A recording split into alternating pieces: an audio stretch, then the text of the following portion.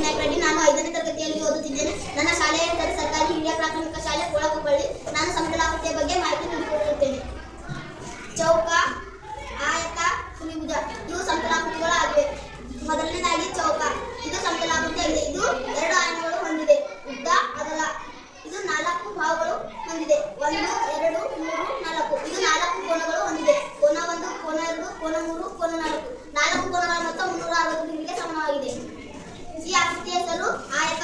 ಇದು ಸಮತಲಾಕೃತಿಯಾಗಿದೆ. ಇದು 2 ಆಯಾಮಗಳು ಹೊಂದಿದೆ. ಉದ್ದ, ಅಗಲ. ಇದು 4 ಭಾಗಗಳು ಹೊಂದಿದೆ. 1, 2, 3, 4. ಇದು 4 ಕೋನಗಳು ಹೊಂದಿದೆ. ಕೋನ 1, ಕೋನ 2, ಕೋನ 3, ಕೋನ 4. 4 ಕೋನಗಳ ಮೊತ್ತ 360 ಡಿಗ್ರಿಗೆ ಸಮಾನವಾಗಿದೆ. ಈ ಆಕೃತಿಯ ಹೆಸರು ತ್ರಿಭುಜ. ಇದು ಸಮತಲಾಕೃತಿಯಾಗಿದೆ. ಇದು 2 ಆಯಾಮಗಳು ಹೊಂದಿದೆ. ಉದ್ದ, ಅಗಲ ಹೊಂದಿದ್ದಕ್ಕೆ ನಾವು ಸಮತಲಾಕೃತಿ ಎನ್ನುತ್ತೇವೆ. ಇದು 4 ಭಾಗಗಳು ಹೊಂದಿದೆ. ಇದು 3 ಭಾಗಗಳು ಹೊಂದಿದೆ. 1, 2, 3. ಇದು 3 ಕೋನಗಳು ಹೊಂದಿದೆ. ಕೋನ 1, ಕೋನ 2, ಕೋನ 3. 3 ಕೋನಗಳ ಮೊತ್ತ 180 ಡಿಗ್ರಿಗೆ ಸಮಾನವಾಗಿದೆ. ಧನ್ಯವಾದಗಳು.